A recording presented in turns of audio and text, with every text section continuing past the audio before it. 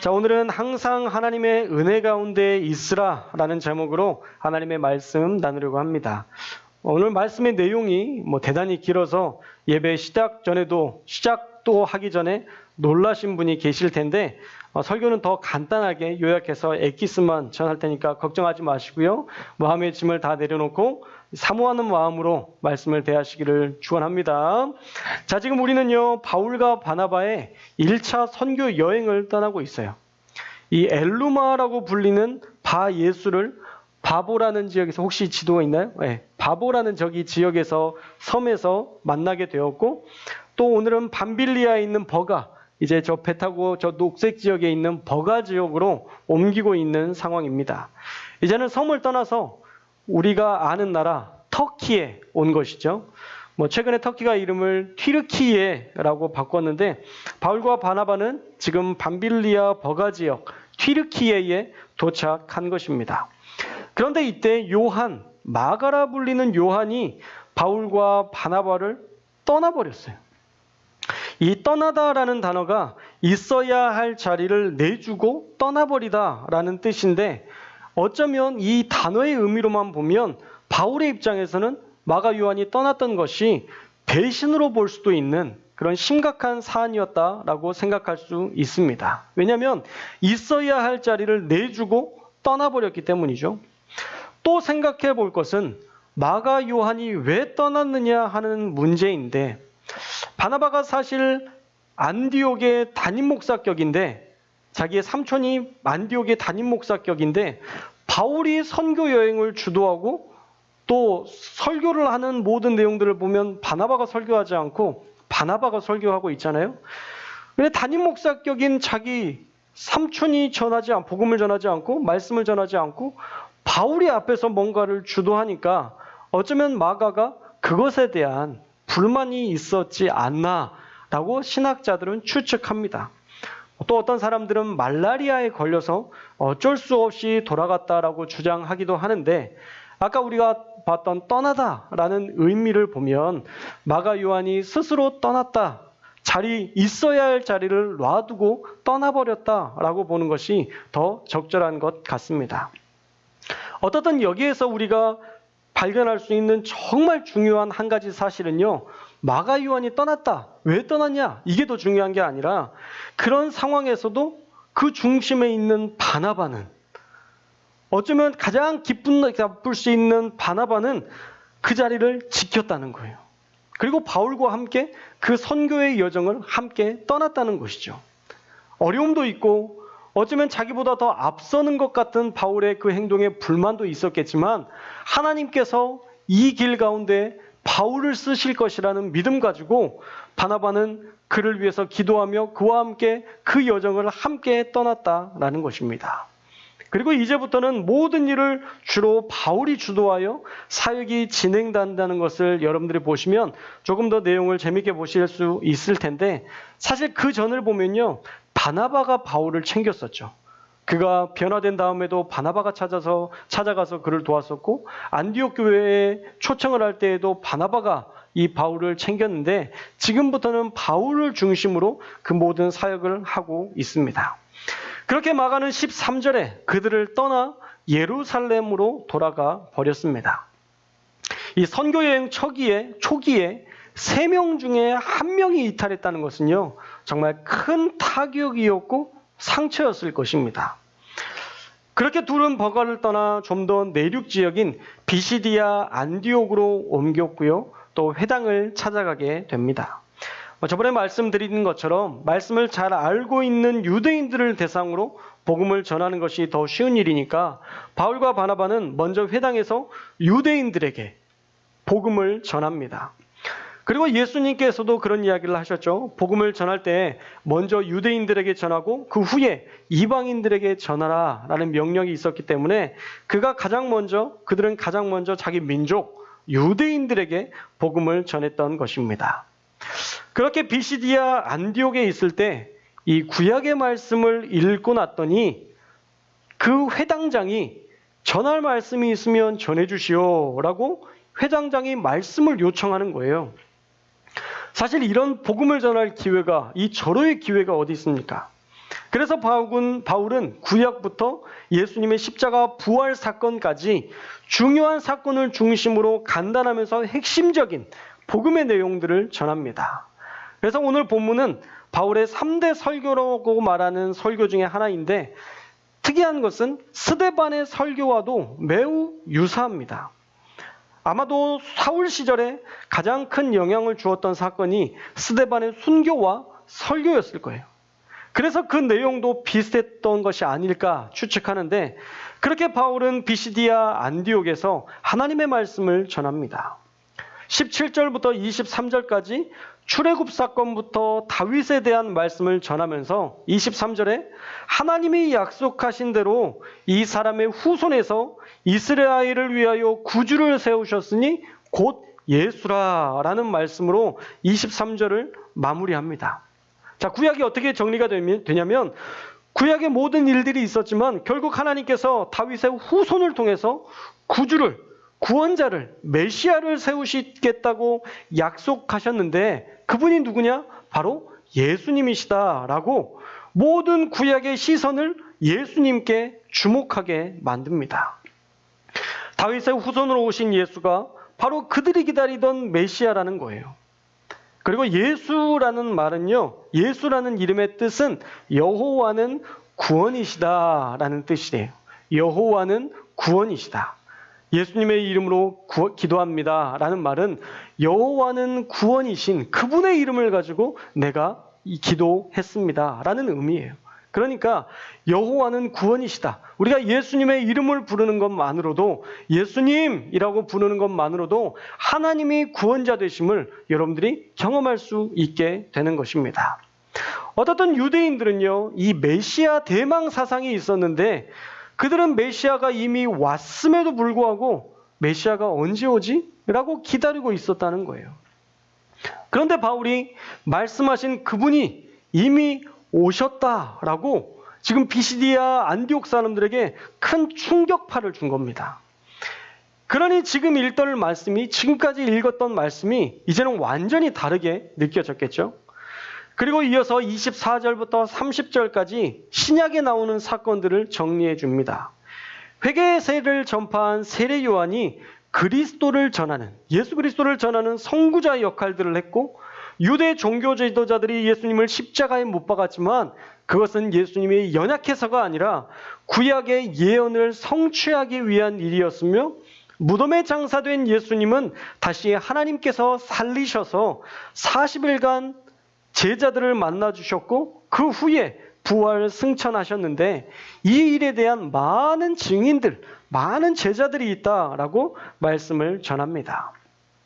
그리고 바울과 바나바가 전하는 이 말씀, 특히 시편 32편에서 특히 이제 13장, 사도행전 13장 32절에서 37절까지는 이 시편의 말씀을 가지고 메시아의 도래에 대해서 설명하고 있는데, 먼저 33절에서 너는 내 아들이라 오늘날 내가 너를 낳았도다 라는 기록을 통해서 메시아가 이 땅 가운데 잉태될 것을 예언하셨고, 34절에서 죽은 자 가운데에서 그를 일으키사 썩음당하지 않게 하실 것을 가르쳐 주셨다라는 말은 부활을 이야기하는 것입니다. 그러니까 이 땅 가운데 메시아가 태어날 것이고 그 메시아가 죽임당하지만 다시 그가 부활할 것에 대한 예언을 이 시편 말씀에서 하셨다라는 것이죠. 그래서 구약의 말씀이 예수님을 통해서 예수님을 향하여 주목된 말씀이고, 그 말씀 그대로 성취하셨던 분이 바로 예수님이시다라는 것을, 모든 말씀의 중심을 예수님께 초점을 맞추게끔 그렇게 설교를 한 것입니다. 그리고 이제 그 복음을 수용하라고 강력하게 요청하는 것이죠. 예수님을 통해서만 죄사함을 얻을 수 있고 우리가 의롭다 하심을 얻을 수 있으니 이제는 깨닫기를 원한다라고 그들에게 간절한 마음을 담아 예수님을 전합니다. 그리고 이어서 40절과 41절 말씀에 하박국 선지자의 예언을 인용하여서 경고를 받았음에도 심판당했던 어리석은 조상들의 모습을 따르지 말 것을 강력하게 요청하고 있습니다. 즉, 예수님을 받아들이지 않으면 결국 너희도 너희 조상들과 같이 망하게 될 것이다 라는 말씀을 했던 것이죠. 그랬더니 이 진리의 말씀을 들은 사람들의 반응이 오기 시작합니다. 42절에서 43절의 말씀이 그 내용인데요. 다음 안식일에도 오셔서 말씀을 전해 주십시오 라고 사람들이 요청하기 시작했습니다. 그리고 그것에 대해서 알겠다라고 얘기하고 돌아가는데 말씀이 끝난 이후에도 바울과 바나바를 많은 사람들이 뒤따라와서는 더 많은 말씀을 해달라고 이런저런 이야기를 나누게 됩니다. 그리고 오늘 말씀의 제목처럼 마지막 말씀에서 항상 하나님의 은혜 가운데 있기를 권면하고 마칩니다. 자, 이 말씀은요, 너희가 회당에서 들은 말씀을 통해 받은 은혜, 그 은혜의 중심은 누구예요? 예수 그리스도시죠. 너희에게 전했던 그 예수 그리스도, 우리의 구원자가 되시고 우리는 이미 구원받은 자라는 이 복음의 기쁨 속에서 살라는 그 은혜 안에서 거하라는 권면의 말씀은 곧 예수님을 붙들고 살아라는 그런 권면의 말씀이었던 것입니다. 아직은 그들에게 명확하게 이해되고 받아들이지는 못했겠지만 그들은 끝까지 예수님을 놓치지 않고 살아야 항상 하나님의 은혜 가운데 살 수 있기 때문에 바울은 그렇게 권면했던 것입니다. 자, 오늘 말씀에서 우리에게 주시는 하나님의 은혜의 말씀은 무엇이 있을까요? 첫째로 믿음의 자리에서 떠나지 말아야 한다는 것을 우리에게 말씀해주고 있습니다. 마가는요, 무슨 이유인지 명확하지 않지만 그는 이 위대한 복음의 여정에서 이탈하고 말았습니다.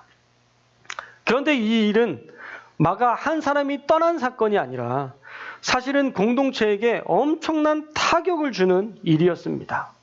일단 1차 선교 여행의 첫 시작점이잖아요. 가장 첫 시작을 하는 그런 선교 여행의 첫 시작점에 그 선교의 불타는 여정에, 불타는 열정에 사로잡혀 있는 그때에 그 차가운 물을 부어버리는 그런 모습과 같았다라는 것입니다. 이제 막 불타오르는 선교의 열정에 물을 붓는 마가의 결정은 최악의 결정이었다는 거예요. 아예 애초부터 안 왔으면 모르겠지만 함께 와서 도저히 이건 아닌 것 같아요 하고 돌아가 버리면 얼마나 바울과 바나바가 맥이 풀리겠습니까? 그런 의미에서 마가 요한이 했던 결정은 최악의 결정이었습니다. 교회에서도 마찬가지입니다.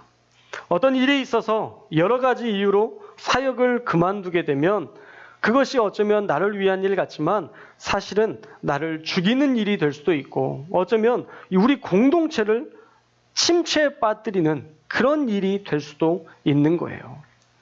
그리고 마가 요한도 나중에는 후회했잖아요. 다시 2차 선교 여행을 가려고 할 때 그 선교의 여정에 동참하고 싶어 했지만 바울의 거절로 그 여행에 동참하지 못했습니다. 그리고 결국 바나바와 성경에 기록되지 않은 그런 선교의 여정을 마가 요한이 떠나긴 했지만 아쉬움이 남습니다.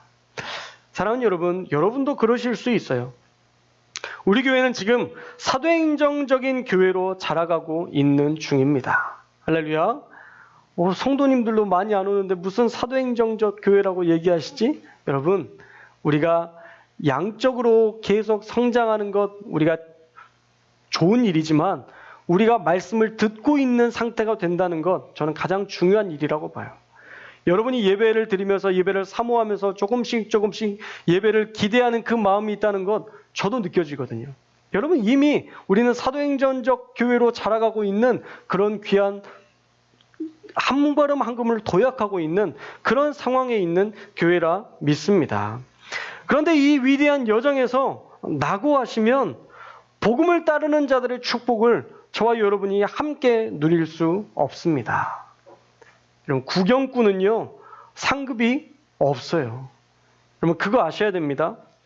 축구 경기에서 선수로 뛰는 사람이 영광을 누리는 것이고 연봉이 올라가는 것이고 그들이 그 뛰는 것 때문에 많은 사람들에게 인기를 얻고 인정을 받는 것이지 구경하는 사람은요 돈 내고 봐요.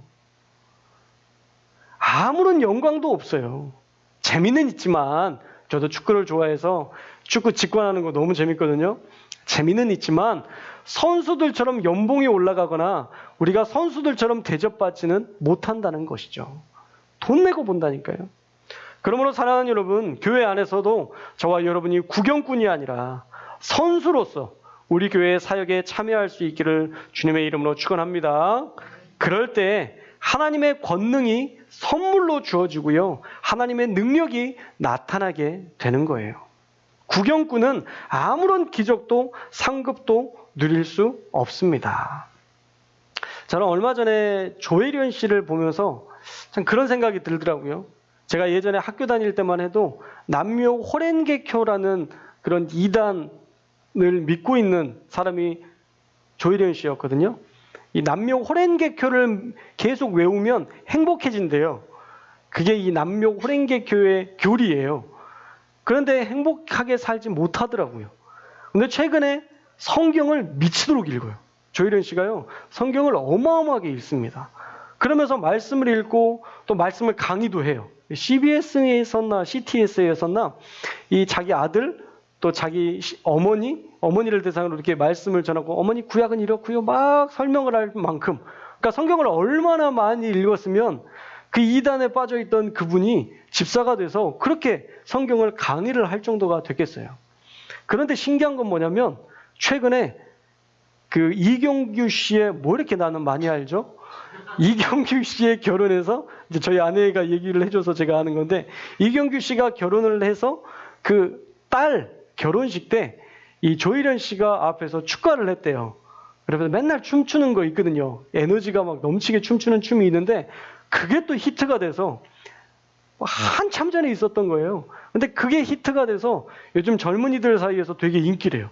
그래서 대학가에 이렇게 행사도 많이 나오고 지금 어저께도 보니까 놀면 뭐하니까 그 프로그램에도 나오더라고요. 사실은 사장될 수 있는 그런 나이대고 특별한 그런 재주나 이런 것들 뭐 많이 있지만 더 이렇게 성장할 수 있는 그런 것들이 없는 그런 시대 속에서 하나님께서 그를 들어 쓰신다는 생각이 들었어요. 하나님께 붙들림 받으니까 하나님께서 그냥 잘 되게 하시는 역사들을 보게 하신다는 마음이 들더라고요. 그래서 저는 여러분들이 그럴 수 있었으면 좋겠어요. 할렐루야. 그냥 구경꾼으로 살아가다가 어찌저찌 살아가다가 잘 되면 좋고 안 되면 어쩔 수 없고 그렇게 살지 마시고 여러분 기도하며 사시기를 주님의 이름으로 축원합니다. 여러분들이 선수로서 참여할 때에 하나님의 영광이 있고 상급이 있다는 거 이번 나들이를 통해서 한번 먼저 보도록 하겠습니다. 누가 선수로 참석하실지 한번 볼 테니까 많이 참석하셔서 함께 교제 나누시고 또 만나면 좀 위로하실 수 있었으면 좋겠어요. 말이 좀 바뀌어야 돼요. 우리가 말이. 누구든지 딱 만나면 뭘 칭찬할까 이걸 생각해서 칭찬하셔야 되지 뭘 트집을 잡을까 그렇게 이렇게 보시면 안 돼요. 머리는 왜 안 깎고 왔어? 여러분 보이는 대로 얘기하지 마십시오. 할렐루야. 자 따라해 봅시다. 안 보이는 걸 찾아서 얘기하자. 보이는 건 그대로 얘기하면 절대 안 좋아요. 목사님 왜 이렇게 시커매지셨어요? 왜 이렇게 타셨어요? 그건 누구나 볼 수 있는 거예요. 여러분 그거 이야기할 필요 없어요. 그건 알아요. 저도. 보이지 않는 거. 아까 우리 장로님이 저를 칭찬하셨던 그런 내용들. 여러분들이 저를 보면서 목사님의 말씀이 너무 좋아요. 그런 것들을 들으면 저도 착각하게 돼 있어요. 아, 내가 설교를 못하는 줄 알았는데 그래도 못하는 건 아닌가 보다. 사람을 착각하게 만들어야 돼요, 여러분. 그게 행복하게 만드는 비결이에요. 여러분의 자녀들도 여러분의 가정에서도 마찬가지예요. 그래서 모이면 뭐 이렇게 가르쳐 주려고 하지 마세요. 답을 주려고 하지 마세요. 사람들은 답을 듣기 위해서 오지 않아요. 위로받기 위해서 오는 거지. 어머니의 아버님을 찾아갔을 때 답 주시는 분들이 있어요. 답답해요. 답을 주려고 하면 이건 이렇게 하면 되지 않겠니? 이건 이렇게 하면 되지 않을까? 많은 답을 주려고 하시는데 안 해봤겠어요? 다 해봤는데도 안 될 때가 많거든요. 그런데 그때 아유 힘들었겠다. 아유 얼마나 힘들어? 그 한마디면 아유 힘들어도 해야죠. 자녀들은 그렇게 다시 힘을 얻는데 네가 뭔가 문제가 있으니까 이게 안 되고 네가 비난 지금 위로받고 싶어 왔는데 계속 비난만 받으면 무슨 행복함이 있을 수 있겠어요. 그래서 여러분 저와 여러분이 만났을 때에는 항상 보이지 않는 것들을 칭찬하는 그런 눈을 여러분들이 레이더를 가동해서 하루에 한 번씩 아유 왜 이렇게 까매졌어 이런 거 말고 왜 이렇게 얼굴이 그렇게 됐어요? 왜 화장도 안 하고 왔나 봐? 이런 얘기 절대 하지 마시고 좋은 이야기들 칭찬하는 그런 나들이가 되어서 이번 나들이를 통해서 우리가 위로받는 시간이 될 수 있기를 주님의 이름으로 축복합니다. 그래서 여러분 선수가 되었으면 좋겠어요. 우리 교회의 선수가 되셔서 여러분들을 통해서 하나님의 나라가 확장되고 여러분들을 통해서 하나님의 위대한 역사가 나타나는 그런 선수로서 여러분들이 인정받아서 하나님이 내려주시는 많은 축복과 하나님의 상급들을 누리는 저와 여러분들 되시기를 주님의 이름으로 축원합니다. 두 번째로는요, 항상 하나님의 은혜 가운데 있어야 된다는 거예요. 아까 설명한 것처럼 예수 안에서 사는 삶을 우리가 살아내야 됩니다. 바울과 바나바의 설교는 그들의 마음을 사로잡기에 충분했습니다. 그런데 여러분, 말씀의 감동이 오래 가던가요? 여러분, 말씀을 들었던, 지난주에 들었던 그 말씀의 그 감동, 그 기억, 여러분 아직도 가지고 계세요?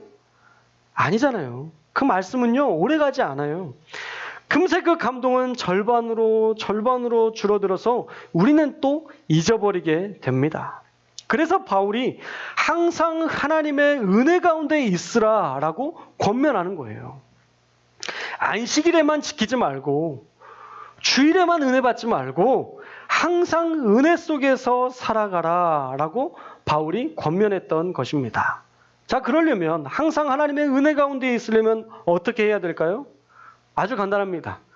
그 방법은 매일 예수님과 동행하면 됩니다. 할렐루야. 여호와는 우리의 구원이시다. 하나님이 우리의 구원자가 되신다는 사실을 잊지 말고 주님을 의지하고 살아가면 우리는 다시 새로운 힘을 얻어서 하나님의 권능으로 살아갈 수 있는 거예요. 시편 27편 1절의 말씀이시죠. 여호와는 나의 빛이요 나의 구원이시니 내가 누구를 두려워하리요. 여호와는 내 생명의 능력이시니 내가 누구를 무서워하리요. 아멘.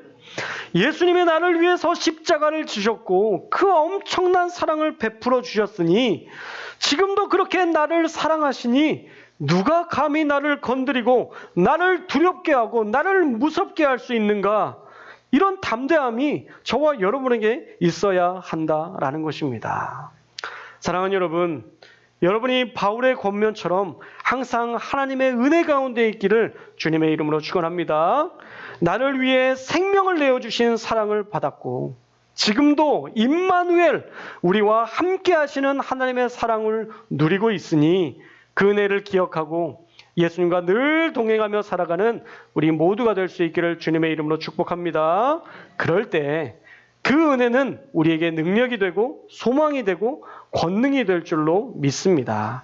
오늘 말씀 잘 기억하셔서 한 주간 마가처럼 떠나는 자 되지 말고 바울의 권면처럼 항상 은혜 안에 거하시는 우리 사랑하는 성도님들 될 수 있기를 주님의 이름으로 축원합니다.